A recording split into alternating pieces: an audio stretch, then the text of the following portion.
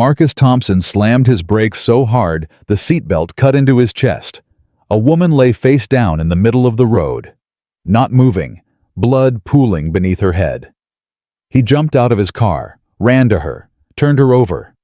She was young, maybe 20, wearing a torn designer dress worth more than his monthly rent.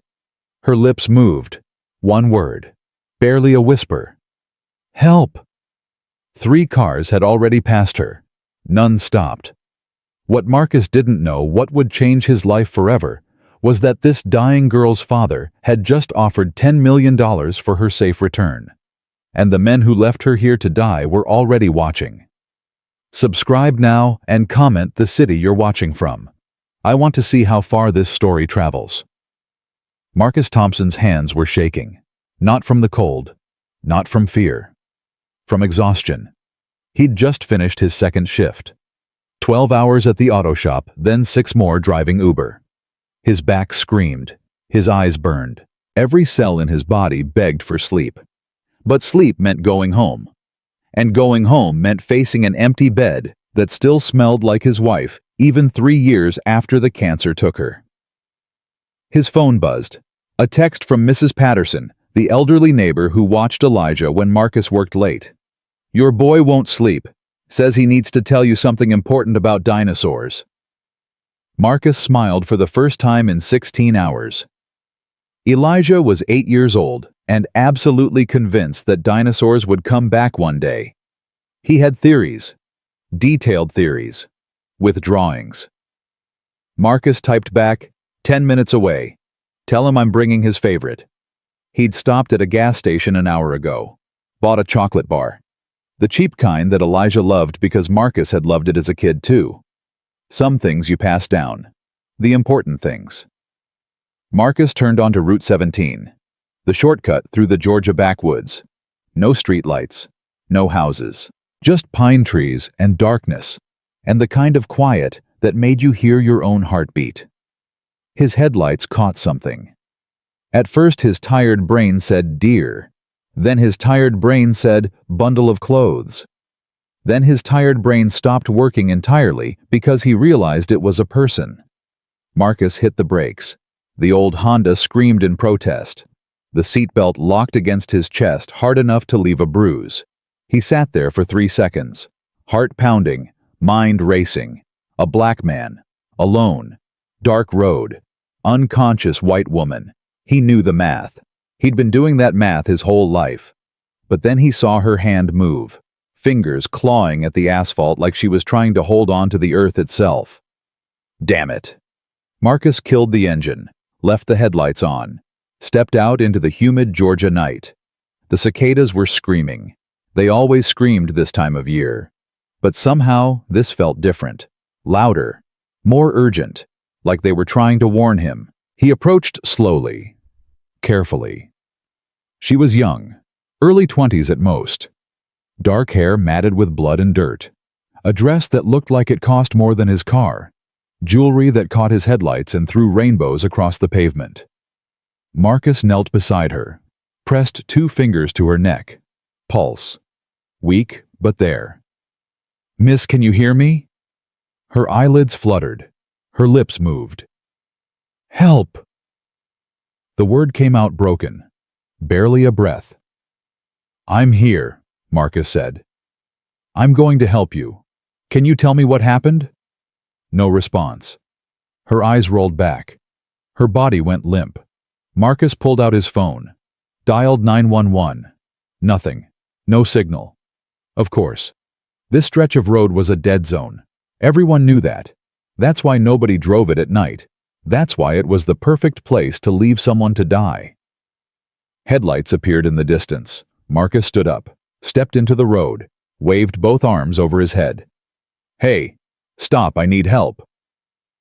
The car slowed, a silver SUV. Expensive. The driver's window rolled down halfway. A white man in his 50s. Golf shirt, wedding ring. The kind of face that played golf on Saturdays and complained about taxes on Sundays. What's going on here? This woman's hurt bad. She's unconscious. I need you to call 911. The man's eyes traveled from Marcus to the woman on the ground. His expression changed. Something closed behind his eyes. What did you do to her? Marcus felt it. That familiar knife in his gut. That twist of injustice he'd been swallowing since he was Elijah's age. I didn't do anything. I found her like this. She needs help. Uh-huh. The man was already rolling up his window. I'm not getting involved in whatever this is. Wait. The SUV accelerated. Taillights disappeared into the darkness. Marcus stood there, fists clenched, jaw tight. Another set of headlights. A pickup truck this time. Marcus waved again. Please, there's a woman dying here. The truck slowed. The driver, a woman with blonde hair and a crucifix hanging from her rearview mirror, looked at Marcus, looked at the body on the ground. She locked her doors, sped away. Marcus heard himself laugh. The bitter kind. The kind that comes out when crying isn't an option. Lord, he said to nobody. You testing me tonight? A third car, a sedan. Older couple inside. Marcus didn't even bother waving this time. Just stood there. Let them see. The old man in the passenger seat actually pointed at him. Said something to his wife. They both shook their heads. They drove away. 4 cars. 4 chances. 4 people who decided a dying woman wasn't their problem. Marcus walked back to the woman, knelt beside her again. Her breathing was getting worse. Shallow. Ragged. Like her lungs were filling with water. Okay, Marcus said. Okay, I got you. He slid one arm under her shoulders, the other under her knees, lifted her like she weighed nothing, though she didn't. The adrenaline made everything light. Her head fell against his chest. Her skin burned with fever, hot enough to feel through his work shirt. Stay with me, he said. You hear me? Stay with me. He carried her to his car, laid her across the back seat as gently as he could. Her purse, some designer thing he didn't recognize, came with her. He tossed it on the floor. Marcus got behind the wheel, started the engine, pulled back onto the road. The nearest hospital was 40 minutes away. Maybe 35 if he pushed it. He pushed it. The Honda rattled and groaned.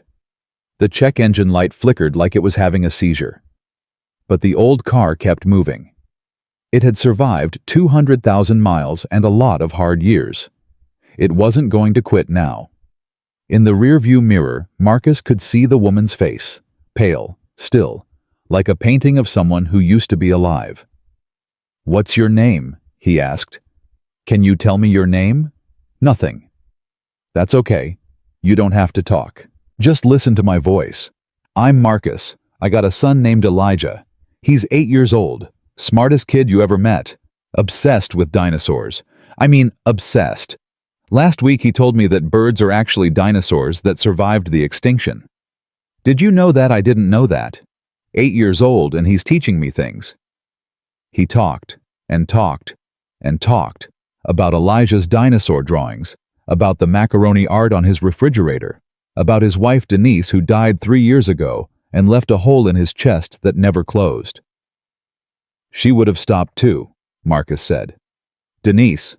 She would have stopped for you without thinking twice. That's who she was. She saw people you know, really saw them. Not what they looked like or what they were wearing, just people. Human beings who needed help. The woman made a sound, small, broken. Marcus glanced in the mirror.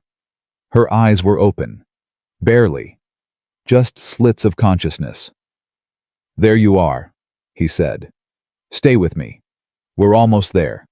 Who? Her voice cracked. Who are you? Just a guy with a busted Honda and bad timing. You're going to be okay. I promise. She coughed, blood on her lips. They left me there.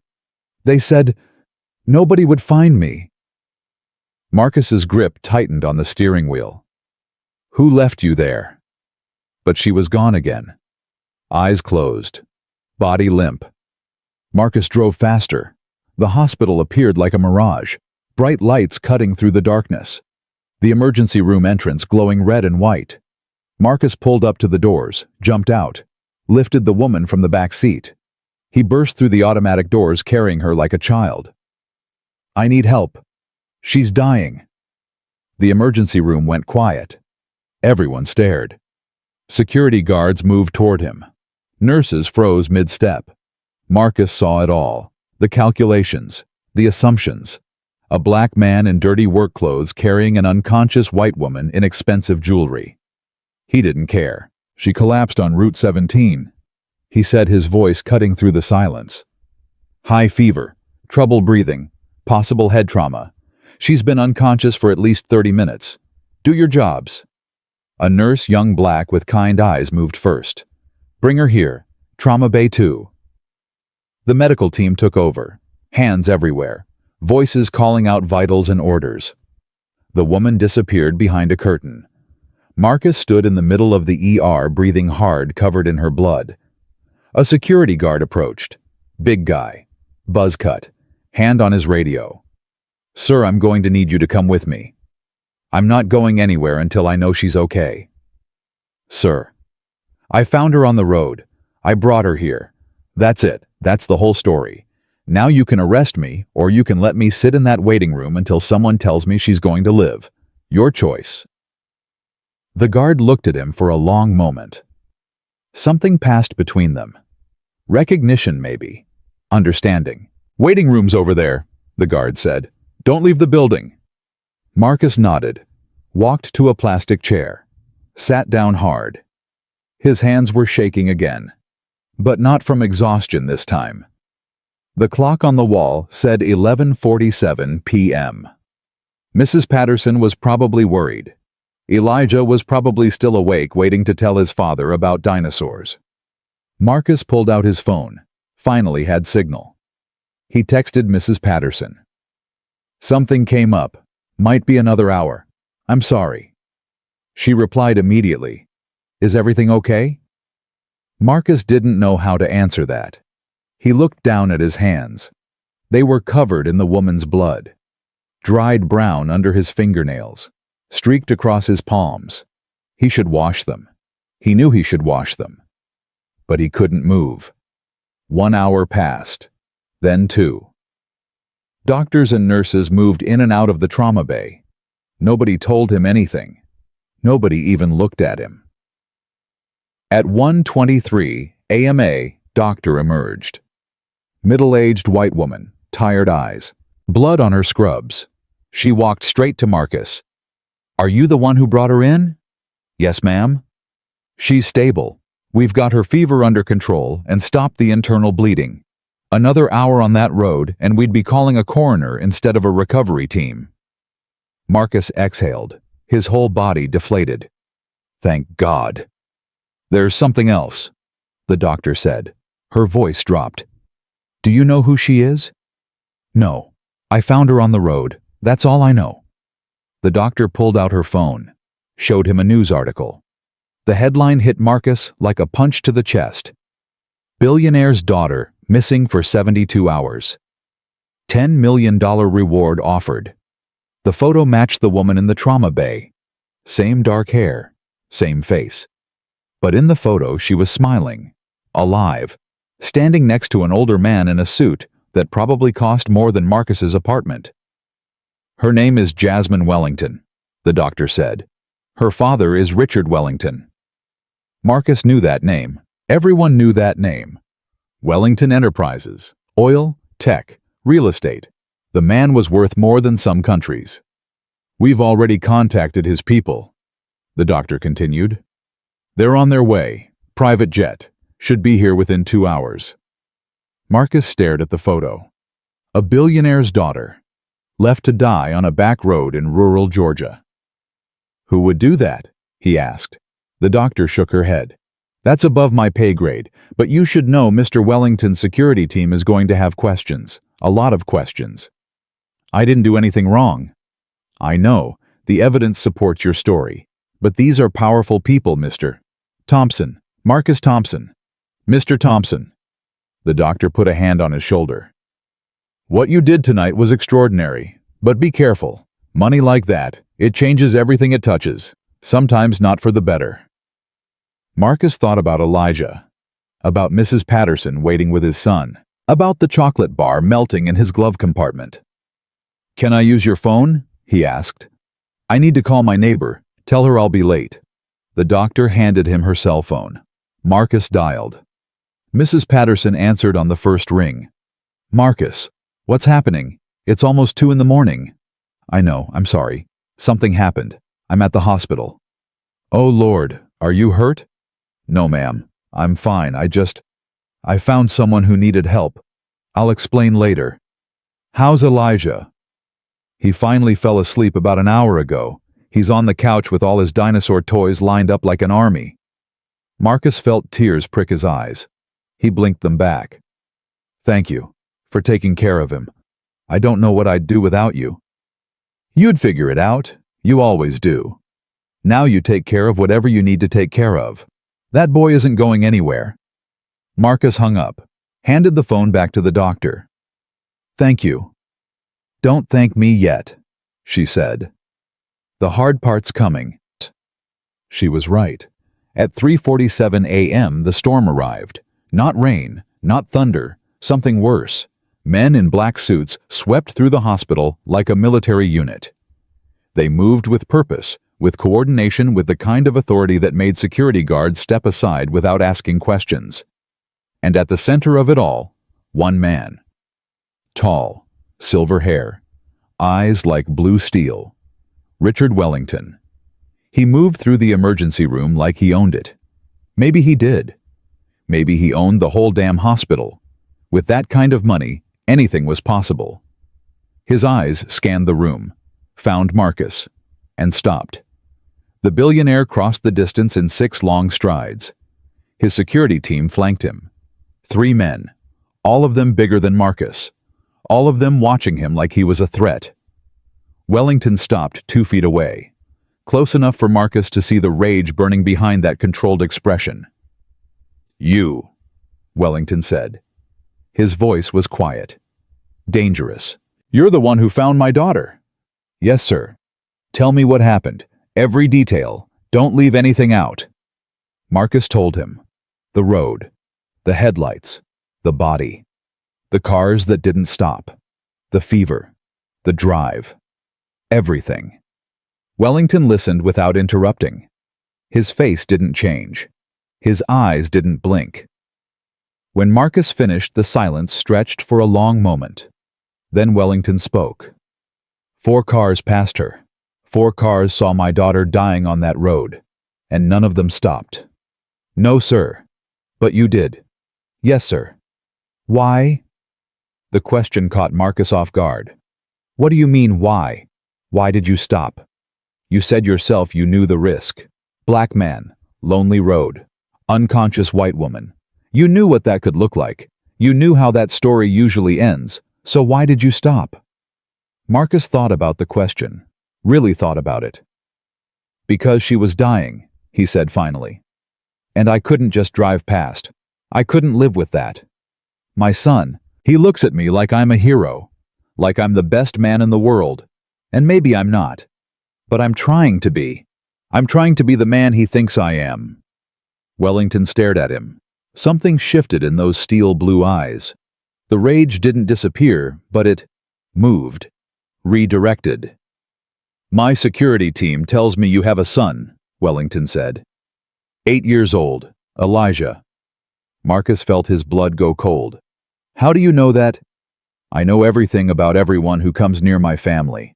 I know your name, your address, your work history, your credit score, your wife's death, everything. The threat hung in the air like a blade. I didn't hurt your daughter, Marcus said. I saved her life. Maybe. Or maybe this is all part of some elaborate scheme. Maybe you were working with the people who took her. Maybe you're supposed to be the hero who delivers her back for the reward. Marcus felt the anger rise. That old familiar anger. The one he'd been swallowing his whole life. That's not what happened. Prove it. How? How am I supposed to prove something I didn't do? Wellington stepped closer, close enough that Marcus could smell his cologne. Expensive. Of course. I could destroy you, the billionaire said. One phone call, your job gone, your apartment gone, your son in foster care before the sun comes up.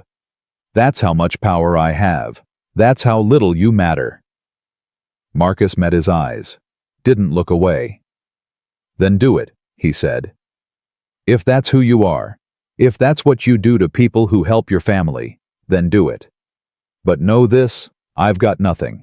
No money, no power, no fancy lawyers. All I've got is my son and my integrity. And you can take a lot from me, Mr. Wellington, but you can't take those, not without my permission. The standoff lasted an eternity. Then a voice came from behind them. Daddy. Wellington spun around. Jasmine Wellington stood in the doorway of the trauma bay supported by a nurse. She was pale, weak, tubes still attached to her arm, but her eyes were clear, aware, alive. That man saved my life. Wellington moved toward his daughter. The corporate mask crumbled. For a moment, he was just a father terrified of losing his child. Jasmine, thank God. I thought, I know. She gripped his arm. I know. But I need you to hear me. That man Marcus, he saved me. I remember his voice. He talked to me the whole way here, about his son, about dinosaurs. She looked at Marcus, really looked at him. He carried me to his car when 4 other people drove past. He held my hand when I was dying. He didn't know who I was. He didn't know about the reward. He just helped. Because that's who he is. Wellington turned back to Marcus. The rage was gone, replaced by something else, something that looked almost like shame. Mr. Thompson, he said, it appears I owe you an apology. You don't owe me anything, sir. I just did what anyone should do. But they didn't. 4 cars, 4 people who decided my daughter's life wasn't worth the inconvenience. Wellington's voice cracked. Only you stopped. Marcus didn't know what to say to that. Jasmine reached out, took his hand. Thank you, she whispered. Thank you for not driving past. And in that moment, standing in a hospital corridor at 4 a.m, covered in blood that wasn't his, Marcus Thompson felt something he hadn't felt in 3 years. Hope. He didn't know it yet, but his life had just changed forever. The road behind him was gone. The road ahead was about to become something he never could have imagined. The next 3 hours blurred together like a fever dream. Wellington's security team took over the hospital. They commandeered a conference room, set up laptops, made phone calls in hushed, urgent tones. FBI agents arrived. Local police arrived. Everyone wanted to talk to Marcus. He told his story 6 times. 7. 8. Each time the same questions. Each time the same answers. Where did you find her Route 17? What time? Around 11. Did you see anyone else?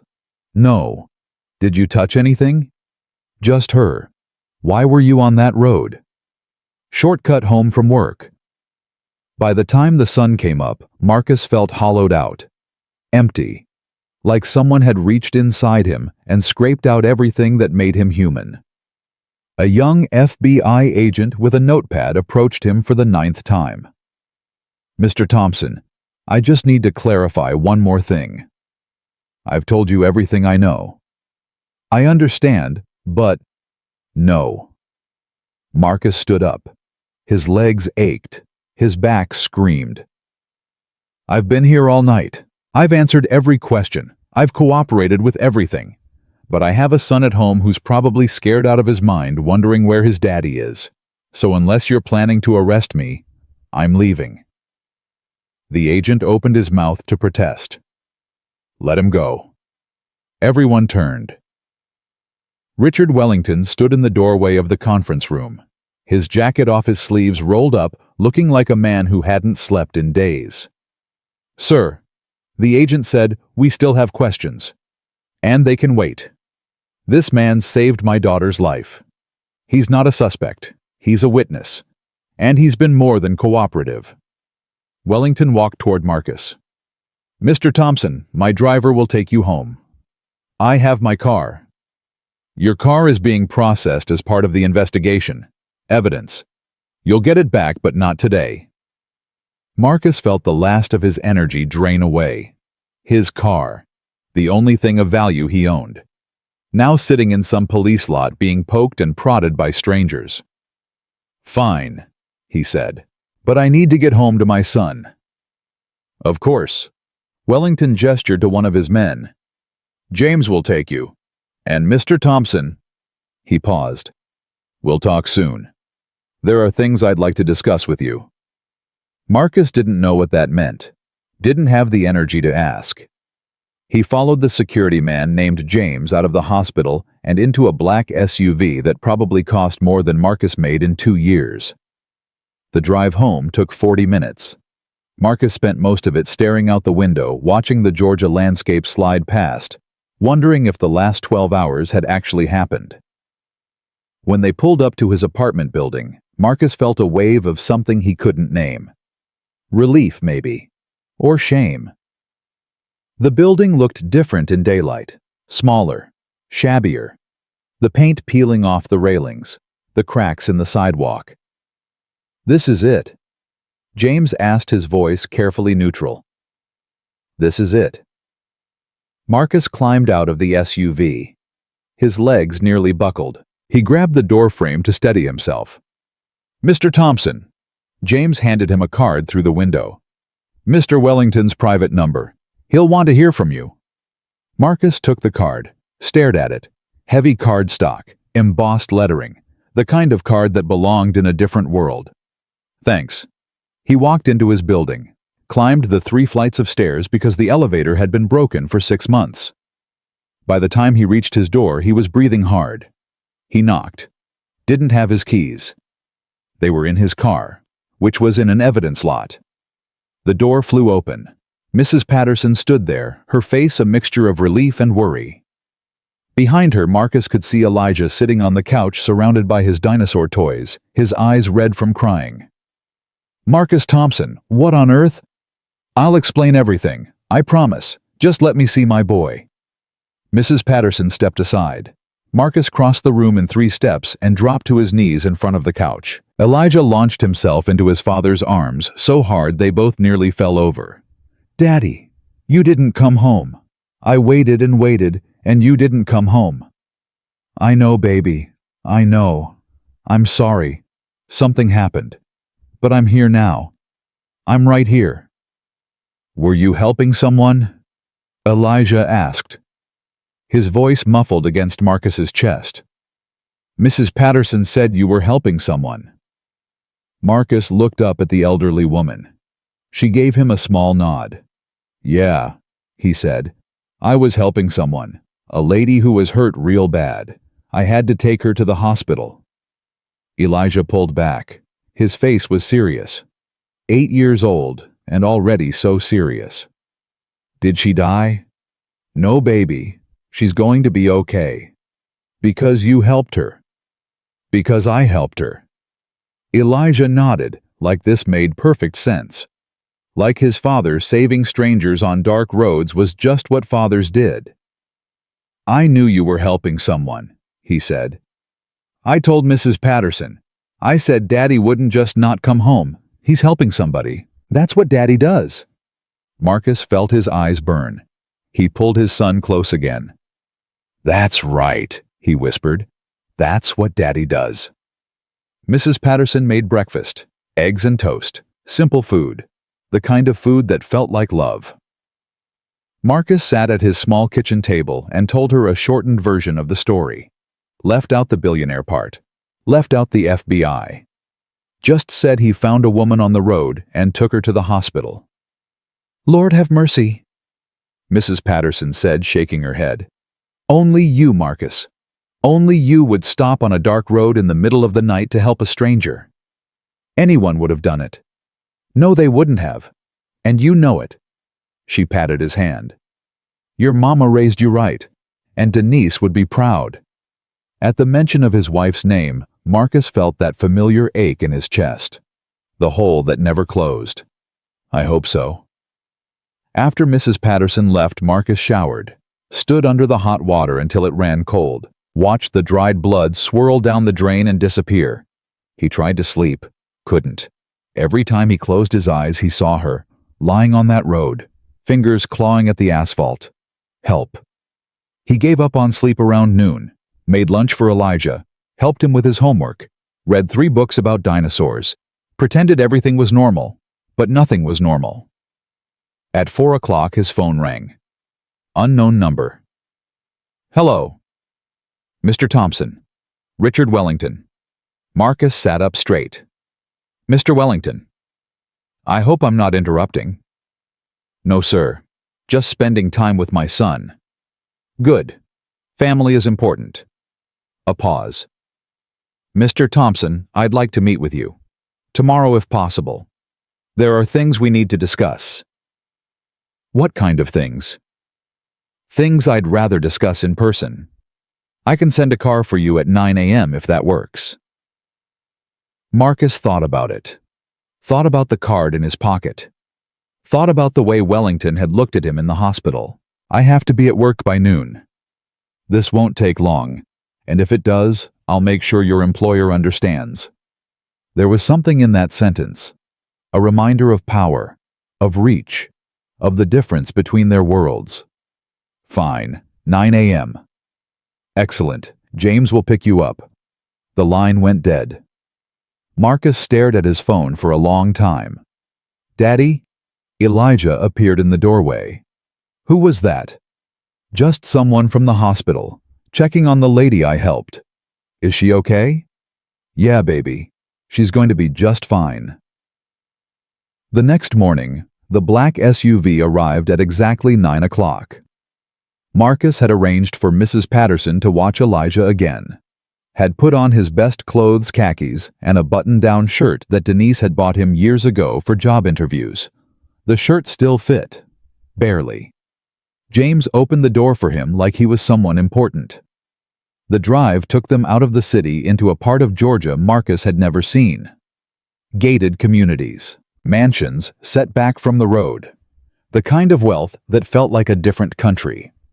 They pulled up to a house that was bigger than Marcus's entire apartment building. White columns, circular driveway, fountains. This is where he lives, Marcus asked. One of his homes, James said. He has 7. 7 homes. Marcus couldn't imagine. Wellington met him at the door. Not a butler, not a servant, the man himself. Mr. Thompson, thank you for coming. You didn't give me much choice. Wellington smiled slightly. No, I suppose I didn't. Please come in. The inside of the house was even more overwhelming than the outside. Art on the walls, marble floors, ceilings so high Marcus felt like he was standing in a cathedral. Wellington led him to a study. Leather chairs, books lining the walls, a desk that probably cost more than Marcus's car. Sit, please. Marcus sat. Felt the leather embrace him like something alive. Wellington poured 2 glasses of whiskey from a crystal decanter, handed one to Marcus. I don't usually drink before noon, Marcus said. Neither do I, but this isn't a usual day. Wellington sat in the chair across from him. Mr. Thompson, I need to tell you something. Something that's going to be hard to hear. Marcus's grip tightened on the glass. What is it? We've identified the people who took my daughter, executives within my own company. 3 men I trusted, men I promoted, men I invited into my home. Wellington's voice was steady, but Marcus could see the rage burning beneath the surface. They kidnapped her to pressure me into a merger I didn't want, and when I refused to cooperate, they decided to eliminate the leverage. They were going to kill her. They thought they did. They drugged her, dropped her on that road, expected her to die of exposure before anyone found her. Wellington took a long drink of whiskey. What they didn't expect was you. Marcus didn't know what to say. He took a drink too.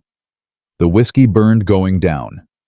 Mr. Thompson, I've spent the last 24 hours learning everything about you, your education, your work history, your wife's illness and death, the way you've been raising your son alone while working 2 jobs.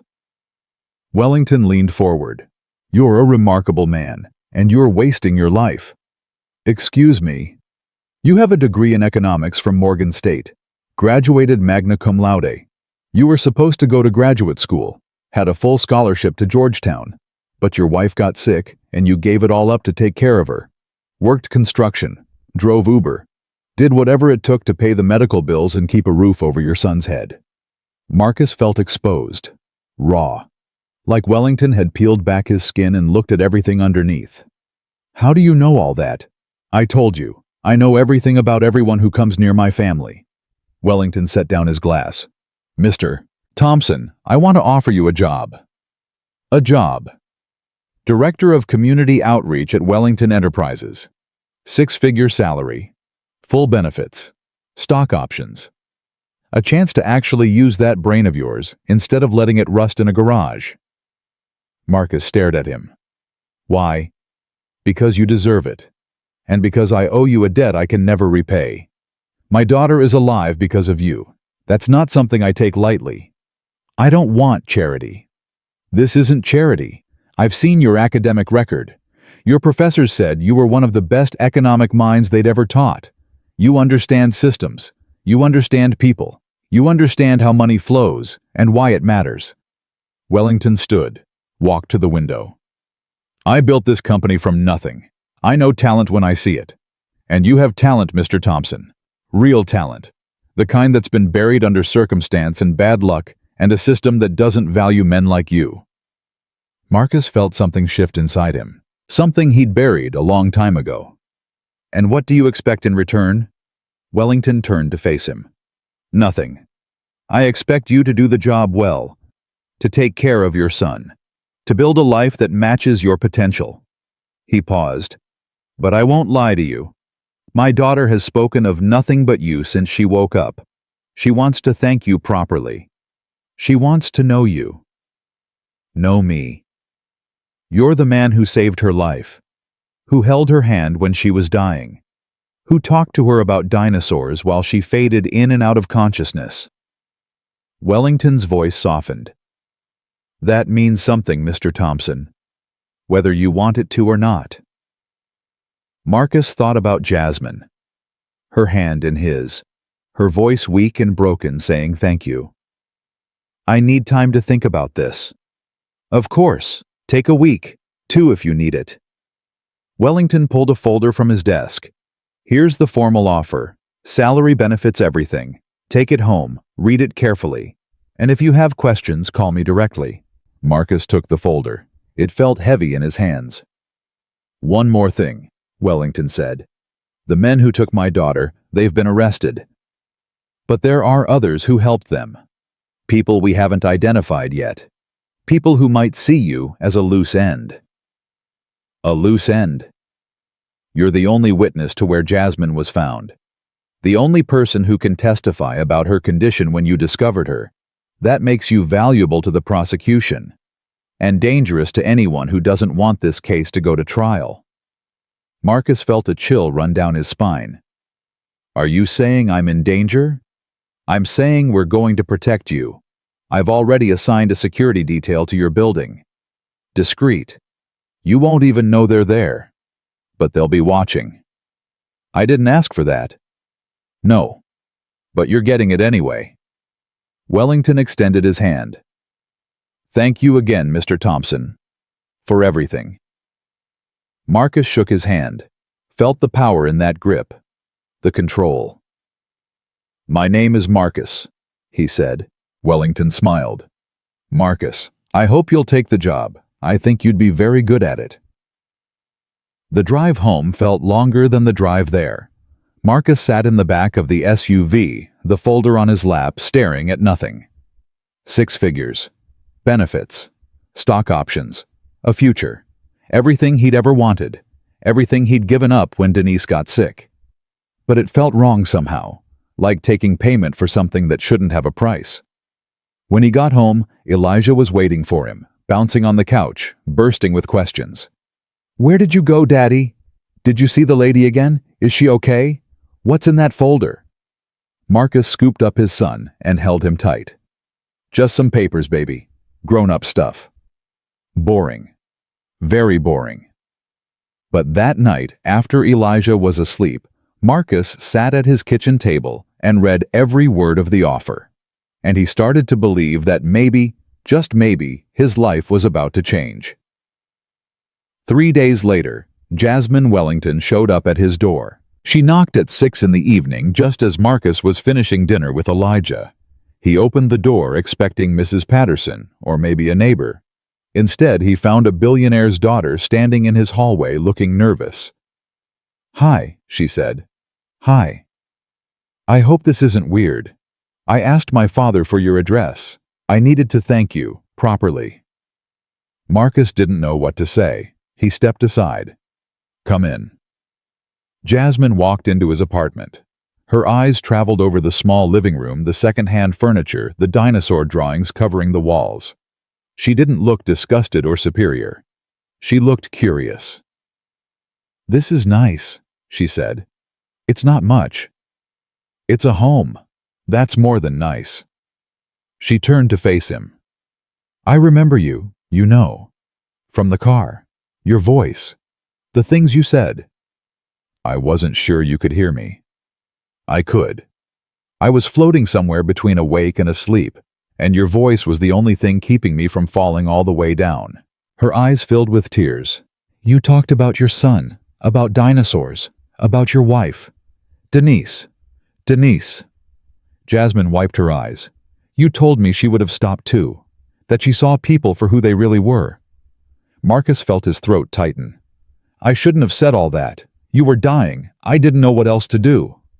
It saved my life, not just getting me to the hospital. Your voice, your words, they gave me something to hold on to." She took a step toward him. "I've been surrounded by wealthy people my whole life. People who smile and lie and calculate every interaction. But you were just honest, just real, just kind." "Daddy?" They both turned. Elijah stood in the kitchen doorway, a dinosaur toy in each hand. "Who's that?" "This is Jasmine. She's the lady Daddy helped." Elijah's eyes went wide. "You're the one who was hurt." Jasmine smiled, knelt down to his level. "I am. And your daddy saved me." "I know. He's a hero." "Yes, he is." Jasmine looked up at Marcus. "He really is." Elijah held out one of his dinosaurs. "Do you like dinosaurs?" "I love dinosaurs." "This one's a velociraptor. They were actually covered in feathers, not scales. Most people don't know that." "I didn't know that. That's really cool." Marcus watched his son and this billionaire's daughter sit on his living room floor and play with dinosaurs. Watched Jasmine ask questions. Watched Elijah's face light up as he explained everything he knew about prehistoric creatures. Something shifted in Marcus's chest. Something that felt like hope. Something that felt like the beginning of something he couldn't name. An hour later, after Jasmine had left and Elijah was in bed, Marcus pulled out his phone. He dialed Wellington's private number. "Mr. Thompson." "Marcus." "Marcus, what can I do for you?" He took a deep breath. "I'll take the job." The first day at Wellington Enterprises, Marcus arrived 2 hours early. He stood outside the building for 15 minutes, staring up at the glass and steel tower that seemed to pierce the Atlanta sky. People in expensive suits walked past him. Nobody looked twice. Just another man in clothes that didn't quite fit, standing where he didn't quite belong. His phone buzzed. A text from Mrs. Patterson. "Elijah got on the bus fine. Stop worrying and go be great." Marcus smiled, took a breath, walked through the doors. The lobby alone was bigger than his entire apartment building. Marble floors, a waterfall feature that probably cost more than his yearly salary at the garage.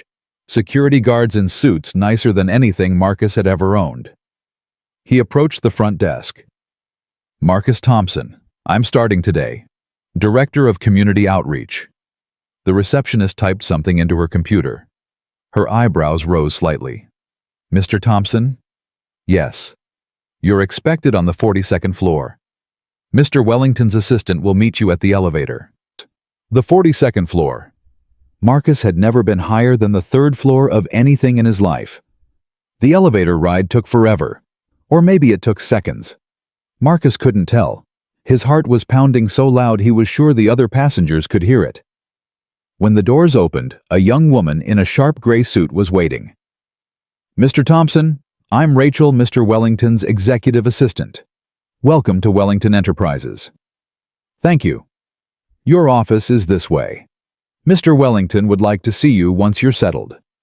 His office. Marcus had never had an office.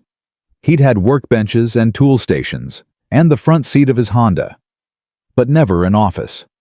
Rachel led him down a hallway lined with photographs. Wellington shaking hands with presidents. Wellington cutting ribbons. Wellington accepting awards. They stopped in front of a door with a nameplate that read, Marcus Thompson, Director of Community Outreach. This is you, Rachel said. Take some time to get oriented. I'll come get you in 30 minutes.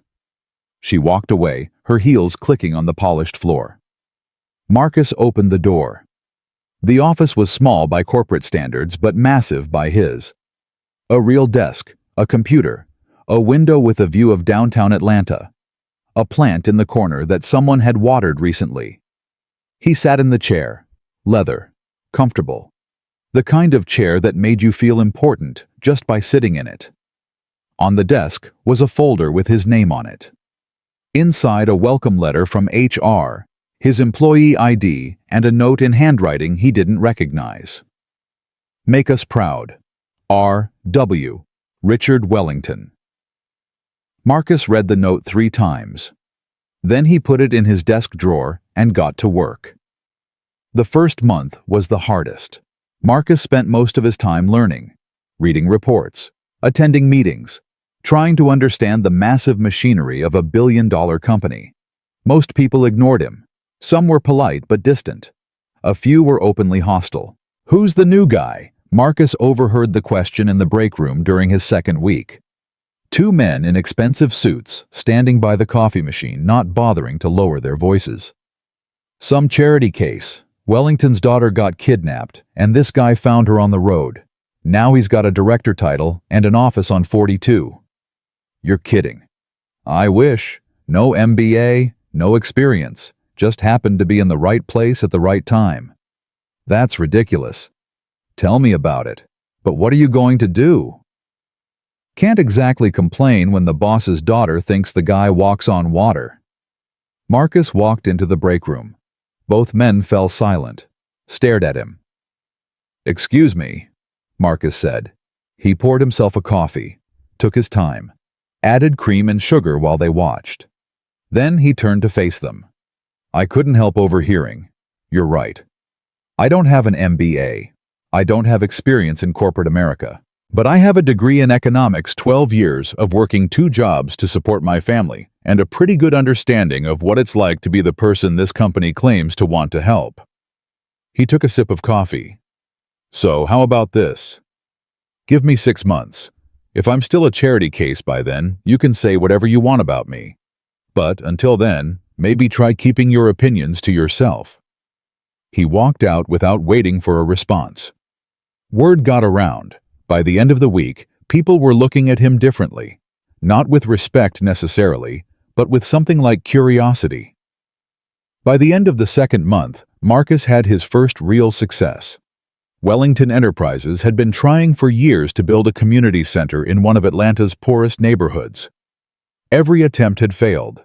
The residents didn't trust the company, didn't believe the promises, had been burned too many times by corporations that came in, made a mess, and left. Marcus understood that distrust. He'd grown up with it. He went to the neighborhood himself, knocked on doors, sat on porches, listened to people talk about what they actually needed instead of what the company assumed they needed. Then he went back to the office and rewrote the entire proposal. This is different, Wellington said, reading the new plan. They were in his office, just the 2 of them. This is, actually, responsive. That's because I talk to the people who live there. They don't want a fancy community center with programs designed by consultants. They want after-school tutoring, job training, a place where their kids can go that's safe. And you think they'll trust us this time? They'll trust me, because I'm one of them. Marcus met Wellington's eyes. That's why you hired me, isn't it? Not just because I helped your daughter, but because I can go places your other executives can't. Talk to people they can't reach. Wellington smiled. It was the first genuine smile Marcus had seen from him. You're smarter than you let on, Marcus. I've had to be. The community center project launched 2 months later. It was the first successful community initiative Wellington Enterprises had completed in a decade. Marcus's name started appearing in company newsletters, in local news stories. People who had ignored him suddenly wanted to have lunch. But the person he most wanted to see was the one who kept finding reasons to visit his office. Jasmine came by almost every day, sometimes with questions about community programs, sometimes with coffee, sometimes with no excuse at all. You're here again, Marcus said one afternoon, looking up from his computer.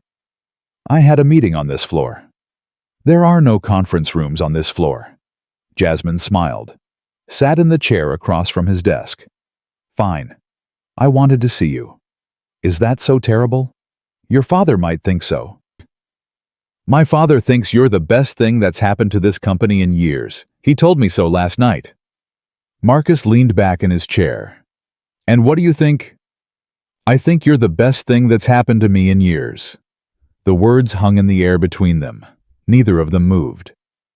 Jasmine. I know it's complicated. I know there are a million reasons why this is a bad idea.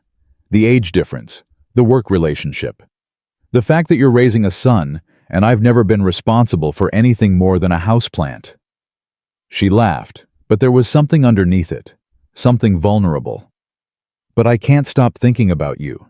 Ever since that night, your voice in the darkness, the way you held my hand. You were dying. I was just trying to keep you alive.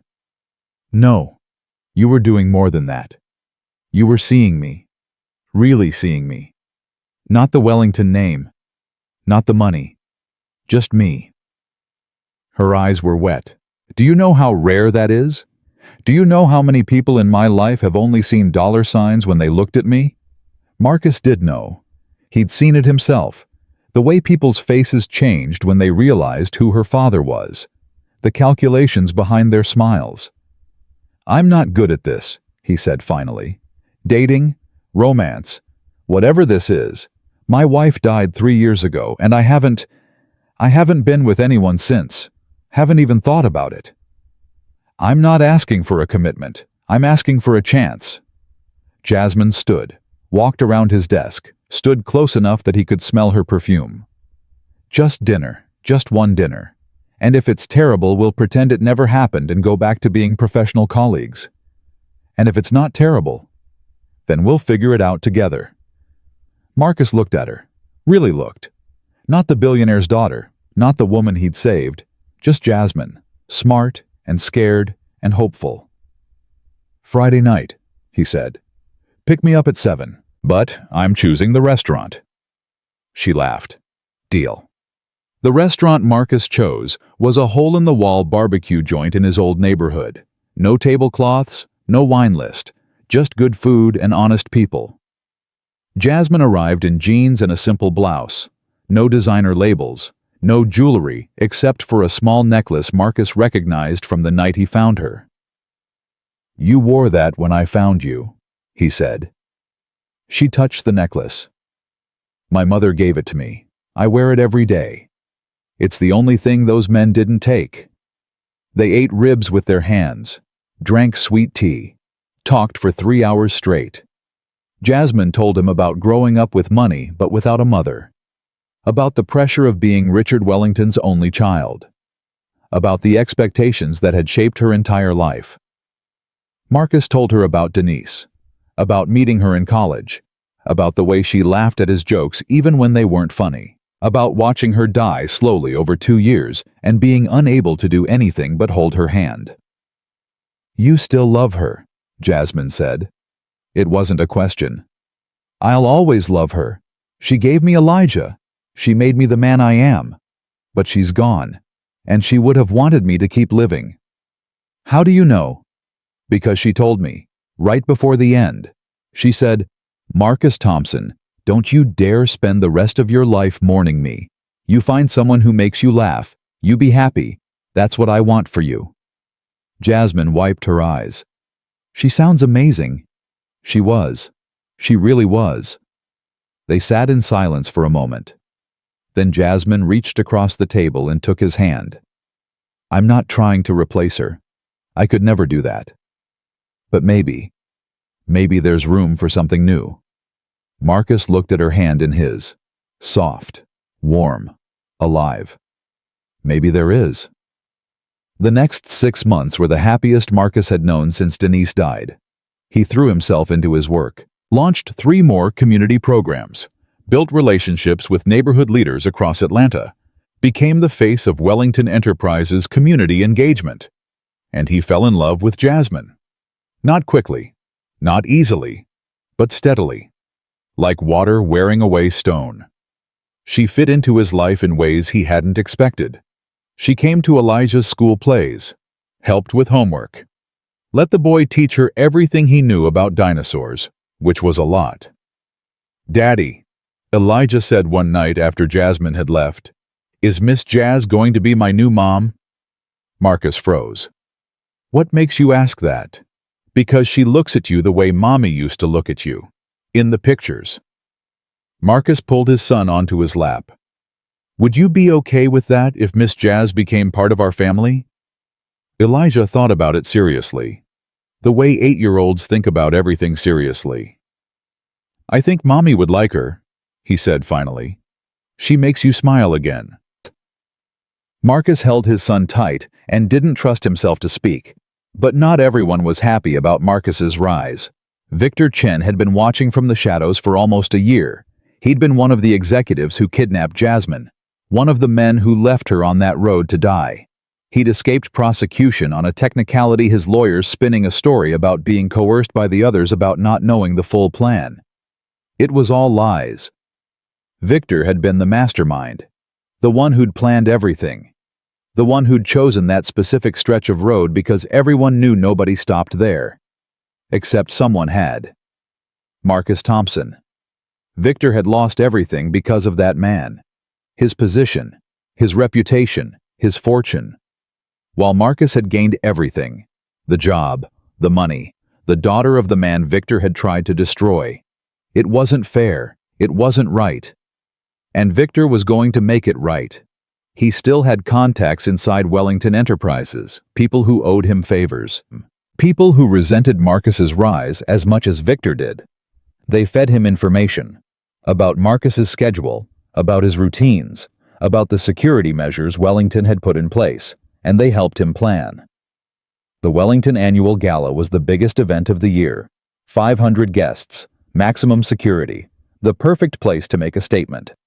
Victor had spent months setting it up, bribing caterers, buying security codes, planning every detail.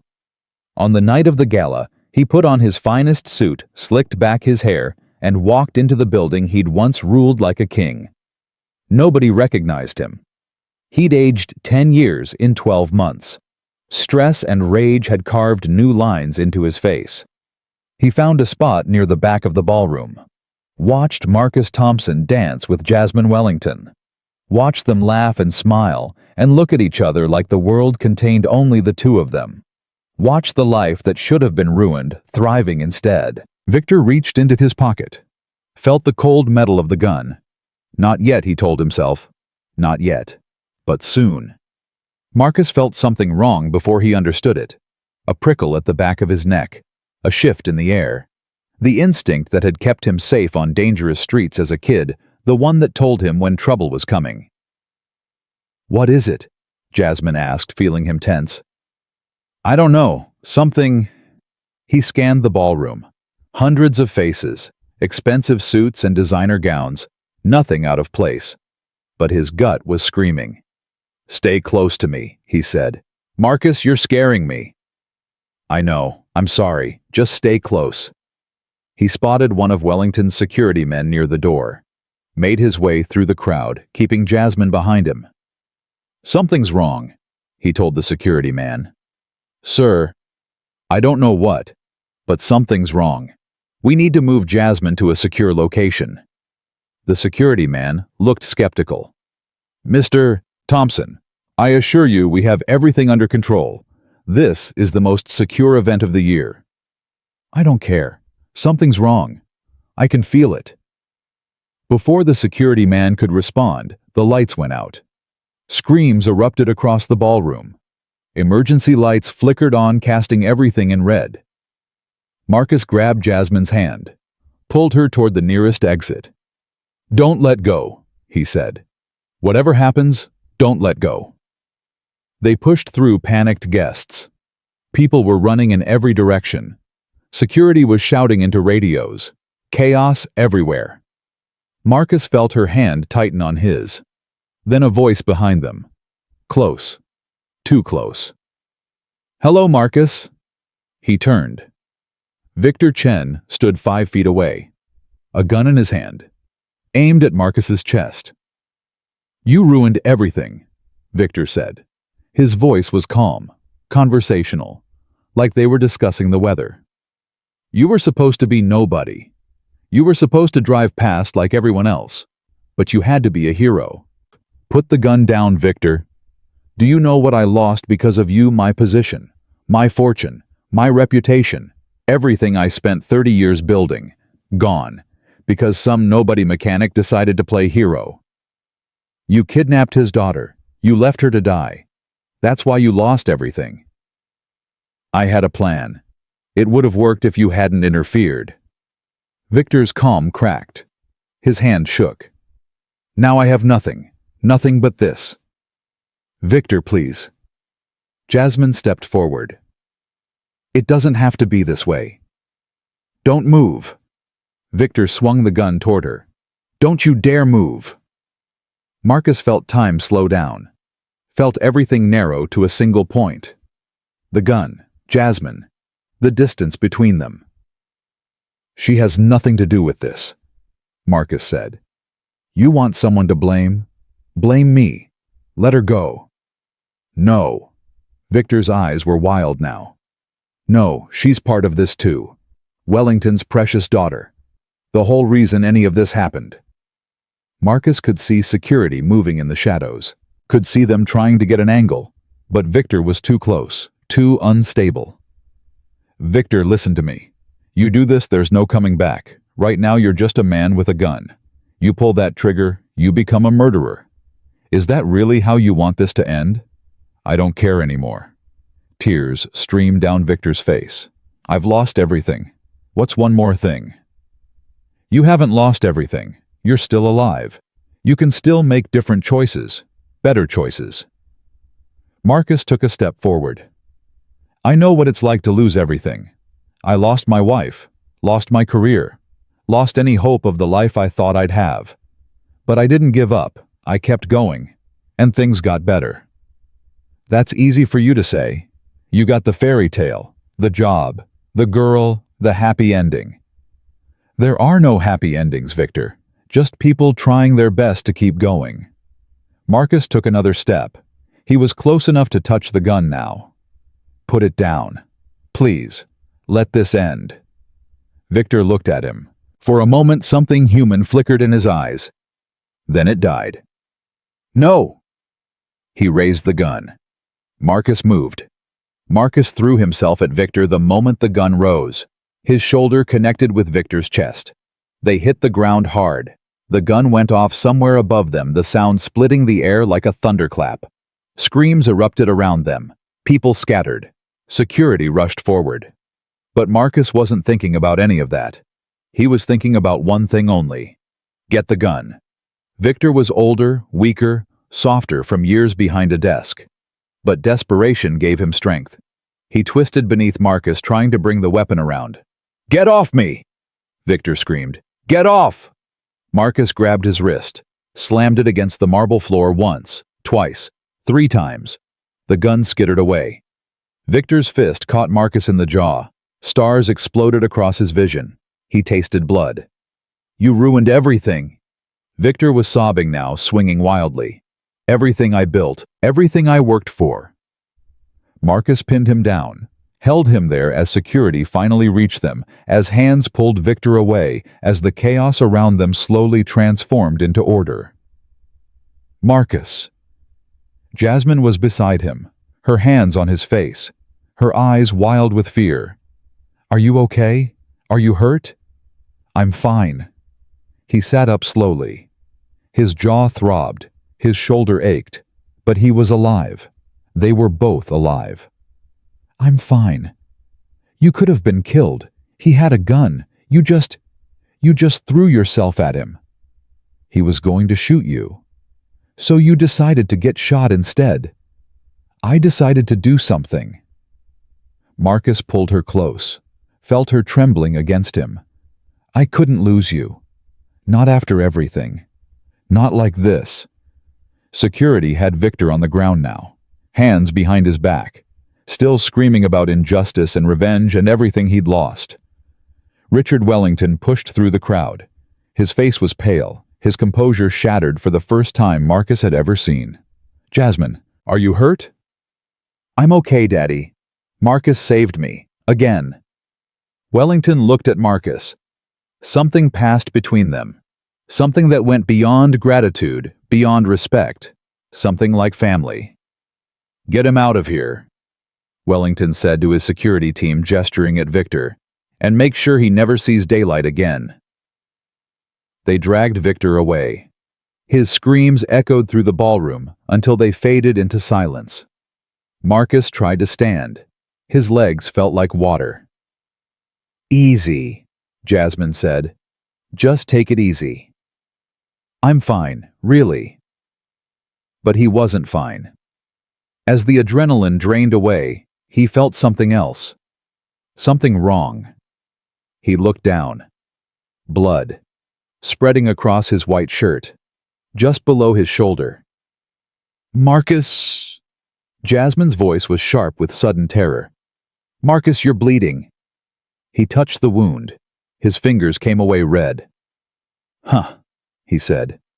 "I guess he got me after all." Then his legs gave out and the world went dark. He woke up in a hospital room, white ceiling, fluorescent lights, the steady beep of monitors. For a moment, he didn't know where he was, didn't know what had happened. Then it all came rushing back. The gala, Victor, the gun, Jasmine. He tried to sit up. Pain exploded through his shoulder. He fell back with a groan. "Don't move." Jasmine was there, sitting in a chair beside his bed. She looked like she hadn't slept in days. "How long?" His voice came out rough, broken. "2 days. The bullet nicked an artery. You lost a lot of blood." Her eyes were red, swollen. "They said if it had been an inch to the left." She couldn't finish the sentence.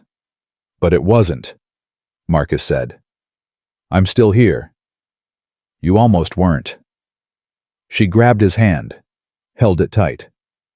"I watched you fall, Marcus.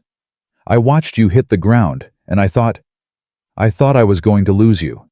The same way I almost lost myself on that road." "Jasmine." "Don't." She wiped her eyes. "Don't tell me you're fine. Don't tell me it's no big deal. You threw yourself in front of a gun for me. You almost died. That's not nothing." Marcus squeezed her hand. "You're right. It's not nothing. But I'd do it again, 100 times, 1,000 times, because that's what you do for the people you love." The word hung in the air between them. Love. He'd said it. Finally said it. After months of dancing around it, of telling himself it was too soon, too complicated, too risky. "You love me?" Jasmine's voice was barely a whisper. "I love you. I think I've loved you since you showed up at my apartment and sat on my floor playing dinosaurs with my son." She laughed. A broken, beautiful sound. I love you too, she said.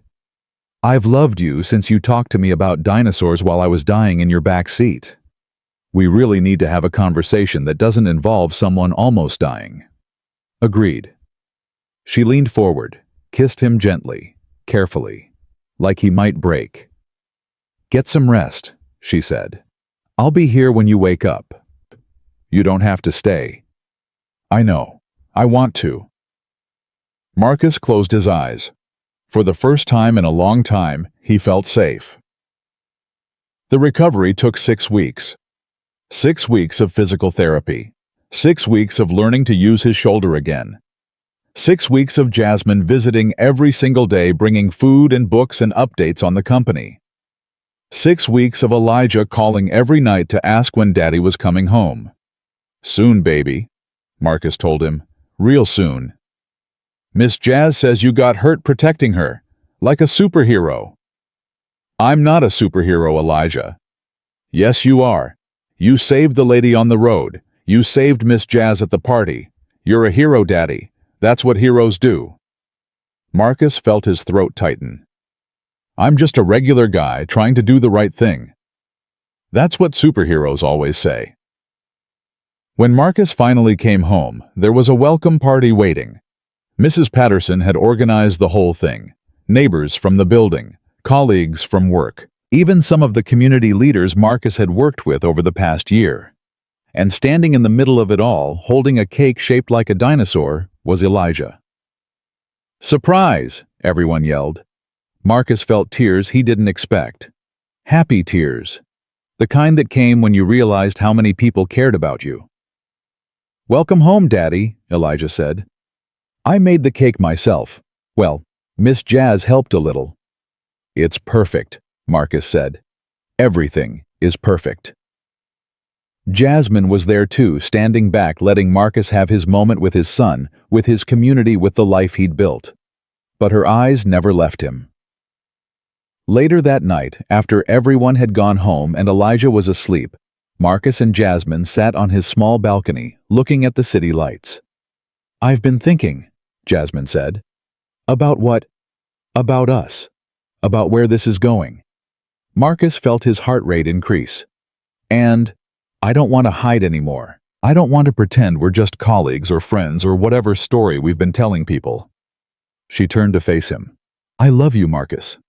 I want to be with you. Really be with you. In public. In private. In every way that matters.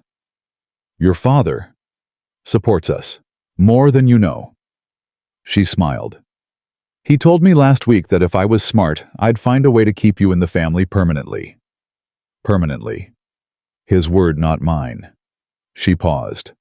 But I agree with the sentiment. Marcus looked at her. This woman who had come into his life on a dark road, who had turned everything upside down, who had made him believe in second chances. I never thought I'd feel this way again, he said. After Denise died, I thought that part of my life was over. I thought I'd just be Elijah's dad and nothing else. And I was okay with that. I really was. And now? Now I want more. I want us. I want mornings waking up next to you. I want family dinners with Elijah. I want to build something together. He took her hands. I don't have a ring. I don't have a plan. I don't even know how any of this is supposed to work. But I know I love you. And I know I don't want to spend another day pretending I don't. Are you asking me something, Marcus Thompson?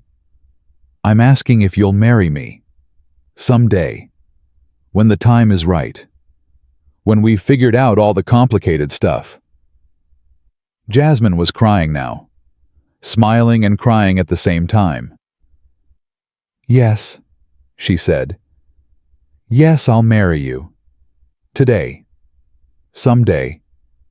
Whenever you want. How about we start with someday and work our way toward today? That sounds perfect. She kissed him. Longer this time. Deeper. Like she was trying to memorize him. We should tell Elijah, she said when they finally pulled apart. In the morning, let's let him sleep. What if he's not okay with it? He asked me weeks ago if you were going to be his new mom. I think he's more than okay with it." Jasmine laughed. "That kid is too smart for his own good. He gets it from his father. Modest, too. Always." They sat together in the dark, planning a future neither of them had ever expected. The engagement was announced 3 months later. The tabloids went crazy. Billionaire's daughter to wed her rescuer became the headline of the week. News outlets clamored for interviews. Social media exploded with opinions, most of them positive, some of them ugly. Construction worker lands billion-dollar bride. From mechanic to millionaire, the Marcus Thompson story. Is this love or a business arrangement? Marcus tried to ignore it. Tried to focus on his work, his son, his relationship with Jasmine. But the attention was relentless. "How do you deal with this?" he asked Jasmine one night, scrolling through another wave of articles about their relationship. "Practice," she said. "I've been in the spotlight my whole life. You learn to tune it out." Some of these comments. Don't read the comments. That's rule number 1. They're saying I'm only with you for the money, that this whole thing was planned from the beginning. "And what do you think?" Marcus put down his phone. "I think I was happier when nobody knew my name." Jasmine sat beside him, took his hand. "Do you regret it? Any of it?" "No, never." He squeezed her hand. "I just wish. I wish people could see us for who we really are. Not some fairy tale or some scandal. Just 2 people who found each other. The people who matter see that. Your son, Mrs. Patterson, my father, the people in your community programs." She kissed his cheek. "Everyone else is just noise." Marcus knew she was right, but the noise was loud, and some days it was hard to hear anything else. Work became his refuge. He threw himself into his community programs with renewed energy, opened 2 more centers, launched a job training initiative that placed over 300 people in their first year, became a spokesman for corporate responsibility at conferences across the country. People started calling him an inspiration, a symbol of what was possible when opportunity met determination. Marcus hated it. "I'm not a symbol," he told Jasmine one night. "I'm just a guy who got lucky." "You're not just anything," she said. "You worked for this. You earned this. The only lucky part was me collapsing on a road you happened to be driving on." That's a strange kind of lucky. The best kinds usually are. Richard Wellington invited Marcus to dinner 2 weeks before the wedding. Just the 2 of them. At the same mansion where Wellington had first offered him a job. "I wanted to talk to you," Wellington said, pouring whiskey for both of them. Father to future son-in-law. Marcus accepted the glass. "Should I be nervous?" "Maybe." Wellington sat across from him. "I've spent a lot of time watching you, Marcus. More than you probably realize. I've seen how you work, how you treat people, how you handle pressure. And I'm impressed, genuinely impressed. You've done more for this company's reputation in 2 years than our entire PR department did in a decade." "Thank you, sir. But that's not why I wanted to talk to you." Wellington leaned forward. "I wanted to tell you something about my daughter. Something I've never told anyone." Marcus felt the weight of the moment. "Okay." When her mother died, Jasmine was 12 years old. She watched cancer take her mother inch by inch over 2 years. And when it was over, something in her closed off. She went through the motions, attended the right schools, said the right things. But she wasn't really there. Wasn't really living. Wellington's voice cracked slightly.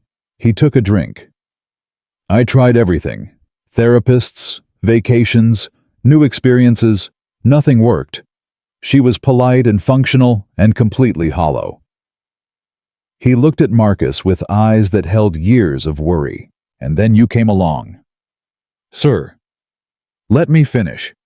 When she woke up in that hospital after you saved her, something was different. I could see it immediately. There was life in her eyes again. Real life. For the first time in almost a decade." Wellington's hands trembled slightly. "You didn't just save her body on that road, Marcus. You saved her soul. You brought my daughter back to me." Marcus didn't know what to say. The weight of Wellington's words pressed down on him. "I love her," he said finally.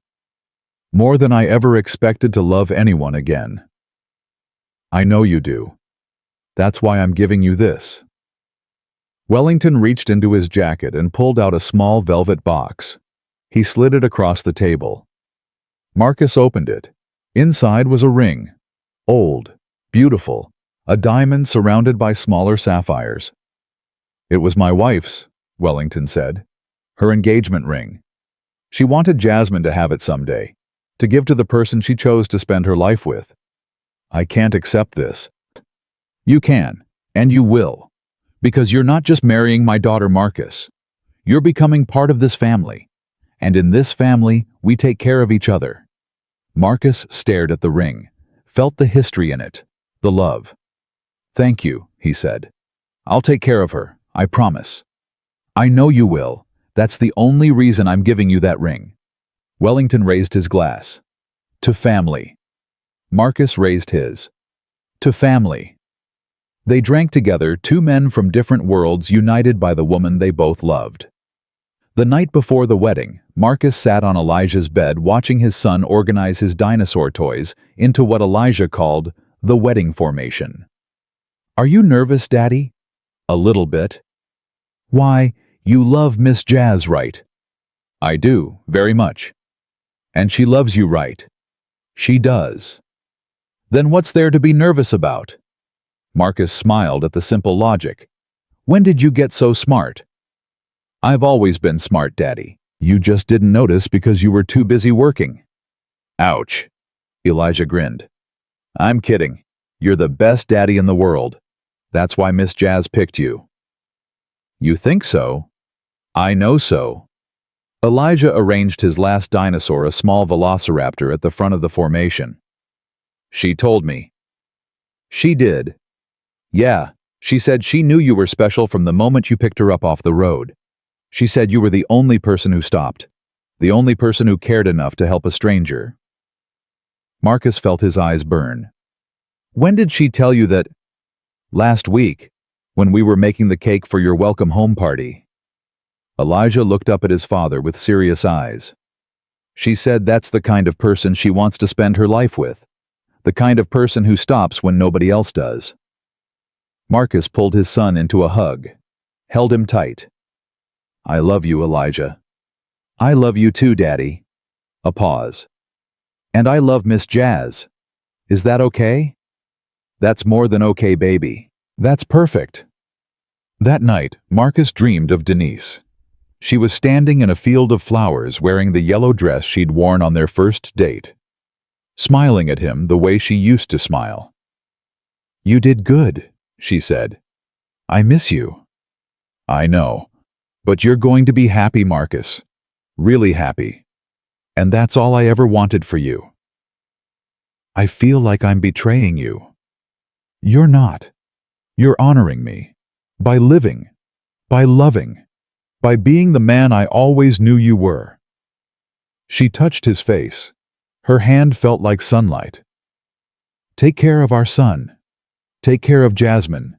And take care of yourself." "I will. I know you will." She started to fade.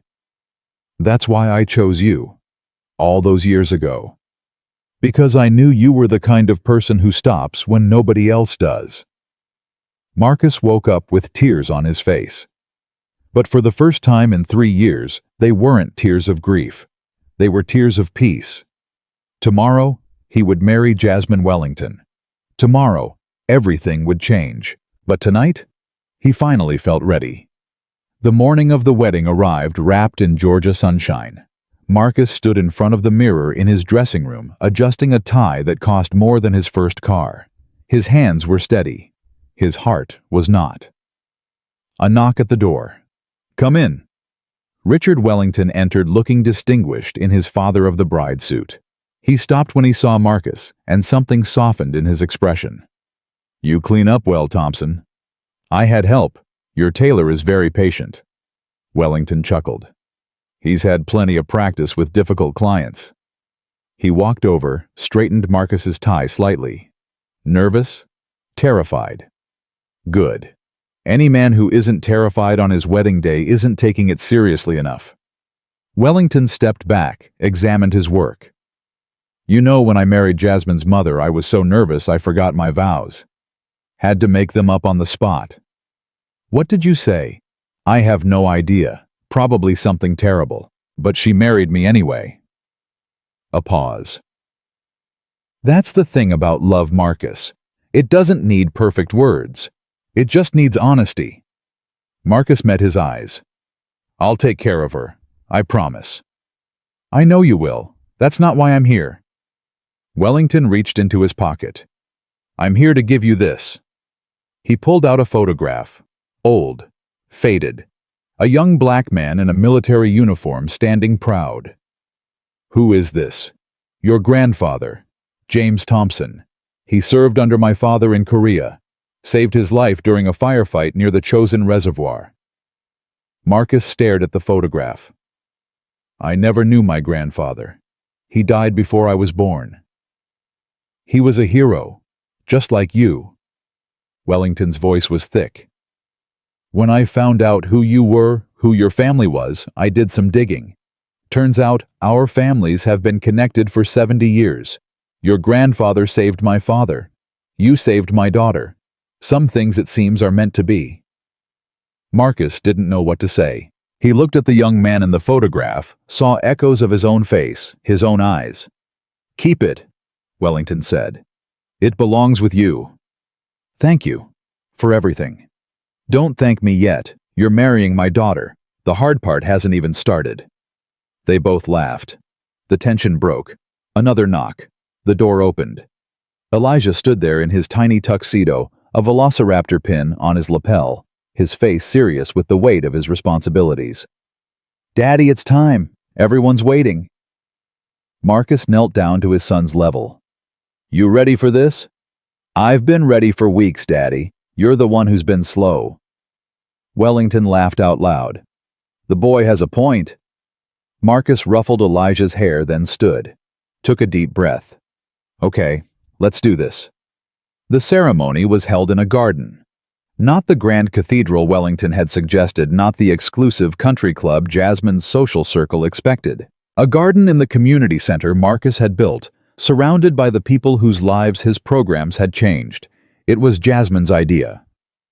I don't want a society wedding, she'd told him. I want a real wedding, with real people, in a place that means something to both of us. So here they were, folding chairs instead of mahogany pews, wildflowers instead of imported orchids, a gospel choir from the local church instead of a string quartet. It was perfect. Marcus walked down the aisle with Elijah beside him holding his hand.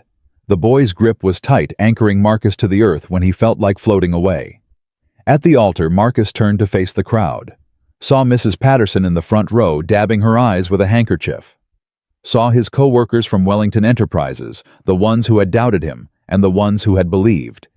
Saw the community leaders, the program graduates, the people whose lives had intersected with his in ways large and small. And then the music changed. Everyone stood. Jasmine appeared at the end of the aisle, her arm linked with her father's. Marcus forgot how to breathe. She was wearing her mother's dress. Simple, elegant, timeless. The sunlight caught the fabric and turned her into something ethereal, something from a dream he'd never dared to have. But it was her face that undid him. Her smile. The way she looked at him, like he was the only person in the world. She walked toward him, each step bringing her closer, bringing them closer to the life they were about to begin. When she reached the altar, Wellington kissed her forehead, then turned to Marcus. Take care of my girl. With everything I have. Wellington nodded, stepped back, took his seat, and then it was just the two of them. The minister began speaking, but Marcus barely heard the words. He was lost in Jasmine's eyes, in the reality of this moment, in the impossible journey that had brought them here. The couple has prepared their own vows, the minister said. Marcus, whenever you're ready. Marcus took Jasmine's hands, felt them trembling, felt his own trembling too. Jasmine. His voice cracked. He cleared his throat, started again. Jasmine. 2 years ago, I was driving home on a dark road thinking about my son's dinosaur obsession and how I was going to pay the electric bill. I wasn't looking for love. I wasn't looking for anything except a way to get through one more day. He paused, felt the weight of every eye in the garden. And then I found you, lying in the middle of the road, barely alive. And something in me knew even then that my life was about to change. I just didn't know how much. Jasmine's eyes were wet. So were his. You've given me things I never thought I'd have again. Hope, joy, a future I actually want to live in. But more than that, you've shown me that it's possible to love again after loss. To open your heart even when it's been broken. To believe in second chances. He lifted her hand to his lips, kissed it gently. I don't have fancy words. I'm just a guy from Southwest Atlanta who got lucky enough to stop on the right road at the right time. But I promise you this, I will love you every day for the rest of my life. I will protect you. I will support you. I will be your partner in everything. And when things get hard, because they will, I will never ever stop fighting for us. He reached into his pocket, pulled out the ring Wellington had given him. This was your mother's. Your father wanted you to have it. And I wanted to give it to you myself because it represents everything I believe about us. That love doesn't end. It just transforms. It passes from generation to generation, growing stronger, reaching further. He slipped the ring onto her finger. I love you, Jasmine Wellington. Now and forever. Jasmine was crying openly now. So was half the audience. She took a shaky breath, squeezed his hands. Marcus? Her voice was stronger than he expected. When I was lying on that road, I thought I was going to die. I thought my story was over. I thought all the money and privilege and opportunity in my life had led to nothing but a cold stretch of asphalt in the middle of nowhere. She laughed softly, wiped her eyes. And then I heard your voice, talking to me about dinosaurs, about your son, about a woman named Denise who would have stopped too. And even though I was fading, even though I was slipping away, your voice became my anchor, my reason to hold on. Marcus felt his heart swell. You didn't know who I was. You didn't know about my father, or the money, or any of it. You just saw a person who needed help. And you helped. When everyone else drove past, you stopped. You carried me to your car. You held my hand. You talked to me like I mattered. She reached up, touched his face.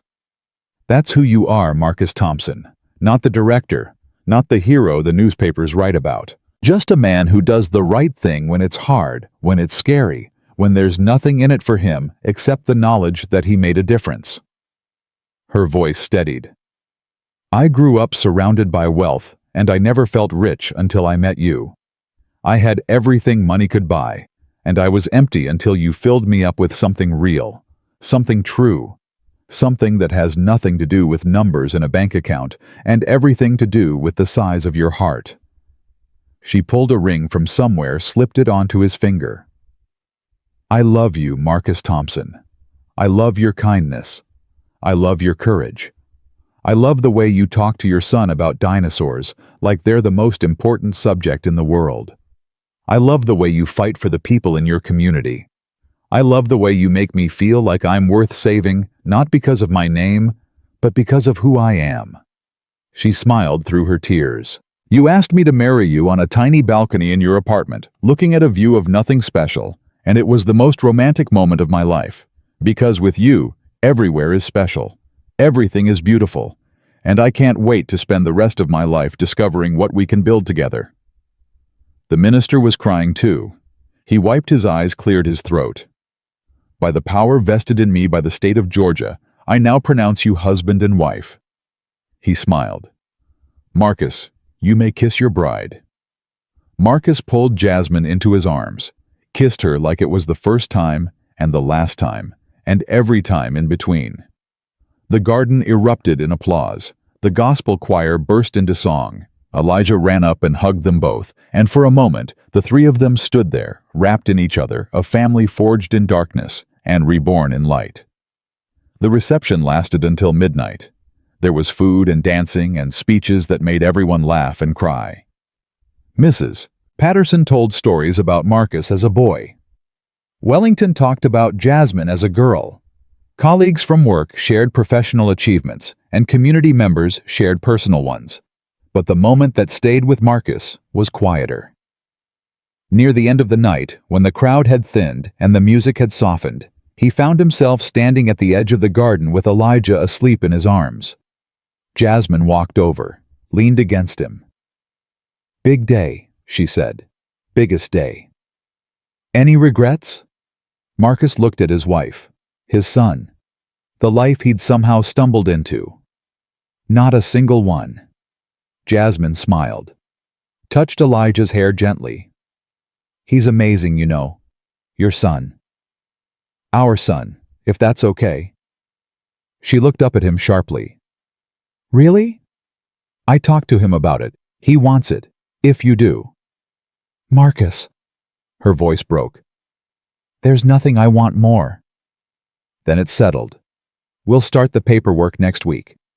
She kissed him, soft and sweet and full of promise. "How did I get so lucky?" she whispered. "I've been asking myself the same question for 2 years."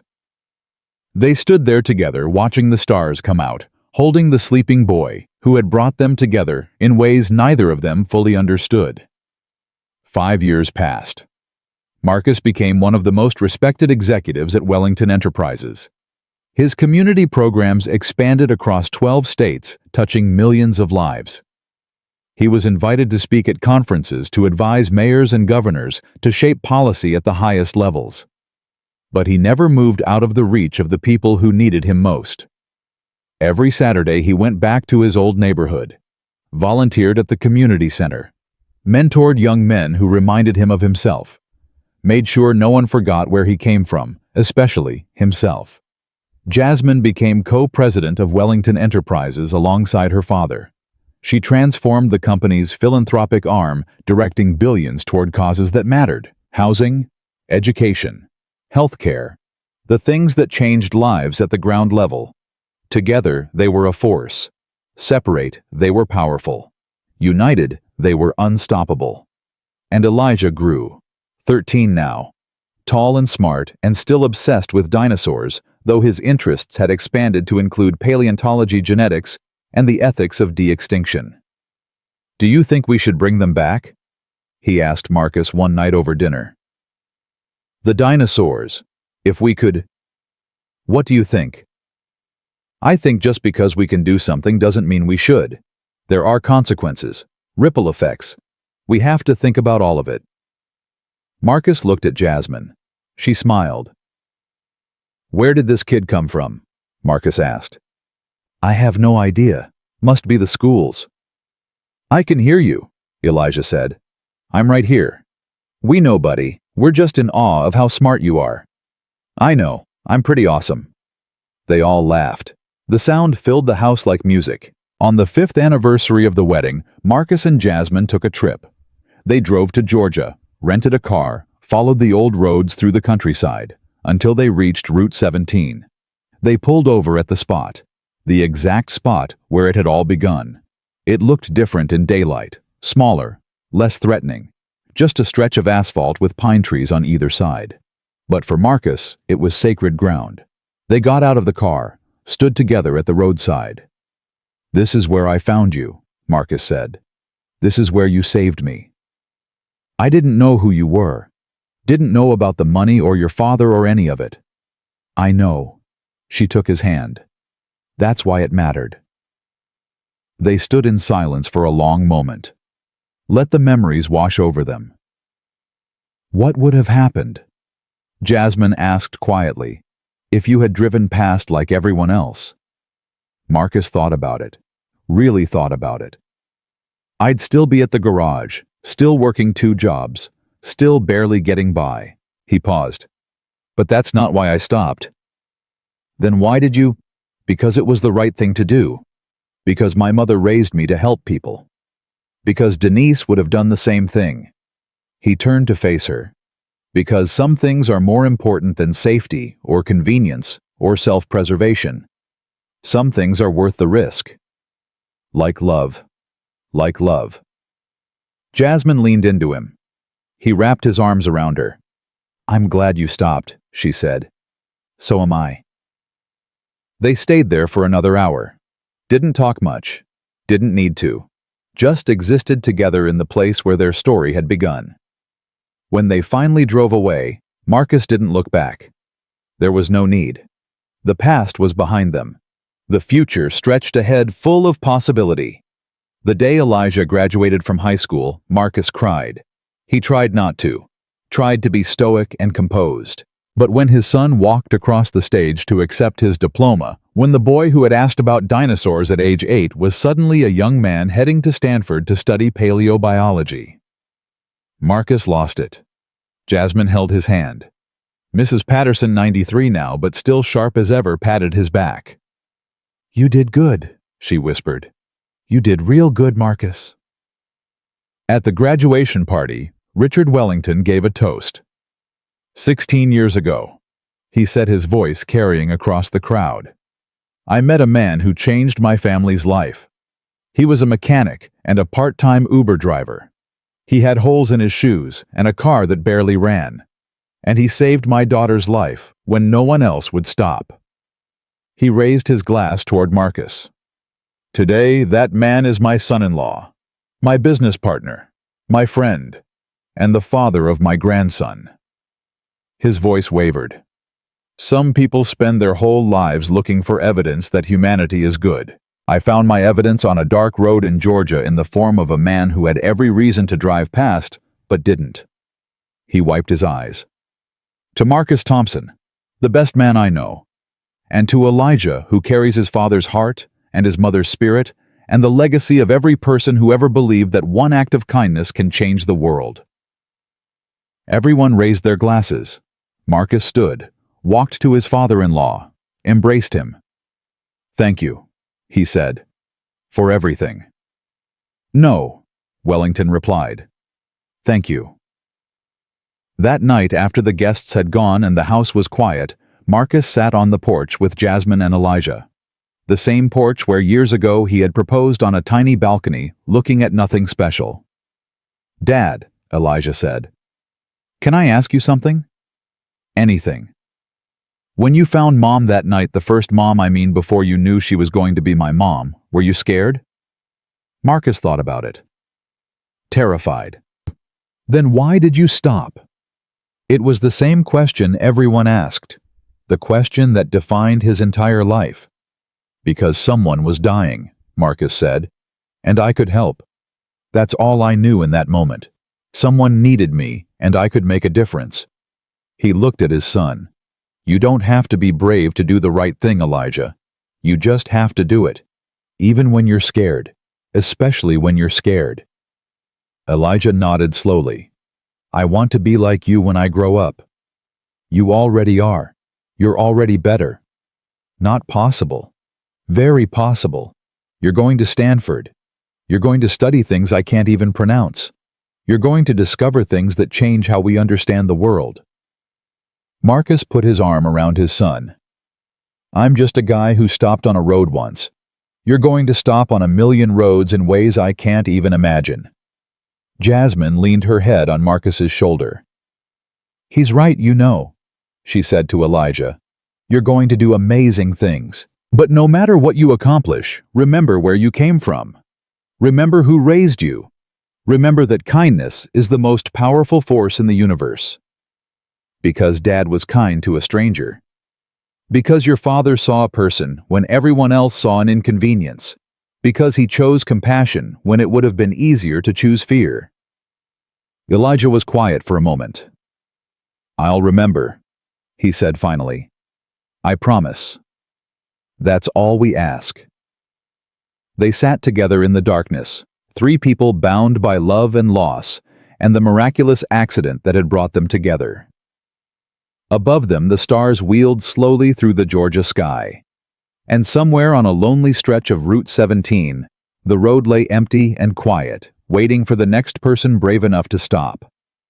Marcus Thompson had started his life as a single father, with nothing but a broken car and a broken heart. He had ended up with a family, a legacy, and a story that would be told for generations, not because he was special, not because he was destined for greatness, but because when the moment came, when the choice was laid before him, he made the decision that changed everything. He stopped. Some people spend their whole lives waiting for their moment, waiting for the universe to hand them an opportunity, waiting for permission to be the person they want to be. But Marcus learned something that night on the road, something he taught his son, his community, his company, and everyone whose life he touched.